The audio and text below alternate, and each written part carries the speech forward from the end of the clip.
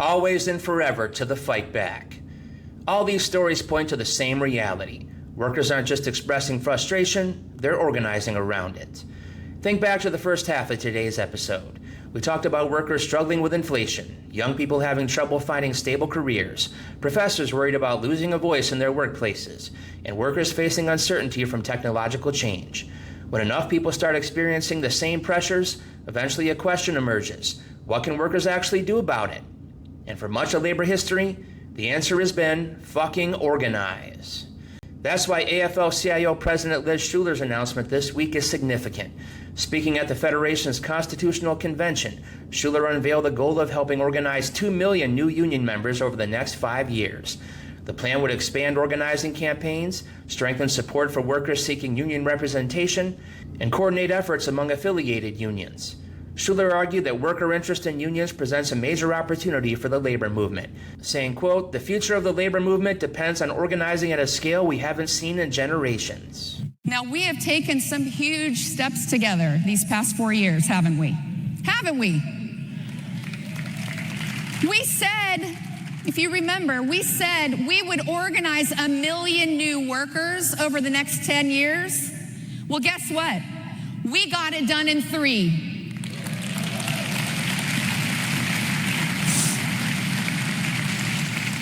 We expanded this federation from 57 unions to 65 unions, now 15 million workers strong and growing.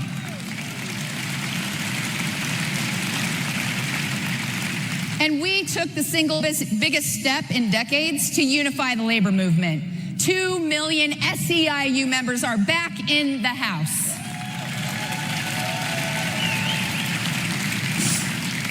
And up against the most relentless attacks we have ever seen, we've stuck together, we've stayed unified. And today, union membership is at its highest level in 16 years.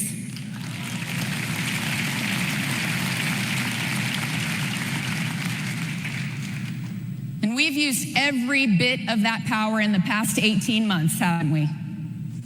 When Donald Trump ripped away the collective bargaining of 1 million federal workers, the single biggest act of union busting in American history, did we back down? No. Hell no. We rallied behind them, we organized, and we brought tens of thousands of new federal workers into this movement. We've shown people all over this country there is a way to fight back, and it's called the labor movement.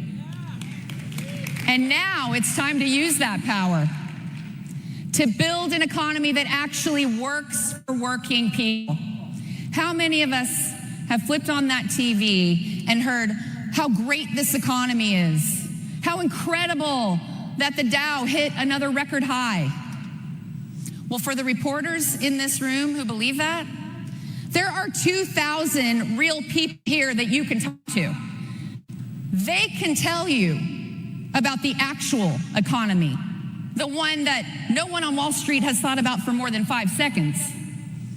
Whether you're a Democrat, Republican, independent, rent is too damn high. Your paycheck doesn't stretch as far as it used to. You walk into the grocery store, you pick up one of those tuna fish cans that I talked about earlier, and you ask yourself, when did shit get so expensive? And part of it is this guy, a president who has the gall to say, I don't care about Americans' financial situations. Getting us into needless wars, using tariffs in a chaotic way against our allies, giving more attention to his ballroom than the workers who are building it. But that economic pain, the uncertainty workers are living through right now, it didn't start with Donald Trump, and it won't end with Donald Trump. It's going to end because we take on an entire system that has left working people behind. And we put in place an economy that values real work. So are we ready to say no to CEOs who hand themselves $98 million a year while their workers are struggling to get by on food stamps? Are we ready to say no to the big tech executives who want to play God with our jobs and our futures? Are we ready to say hell no to billionaires like Peter Thiel, who spend their lives taking from our communities and then run away to Argentina when things get tough? Hell no, thank you. A rising tide doesn't do any good if it's only lifting up the yachts. Working people, we don't run when things get tough. We stay and we fight for our families and our communities and our futures. That is the grit that I see in workers all over this country.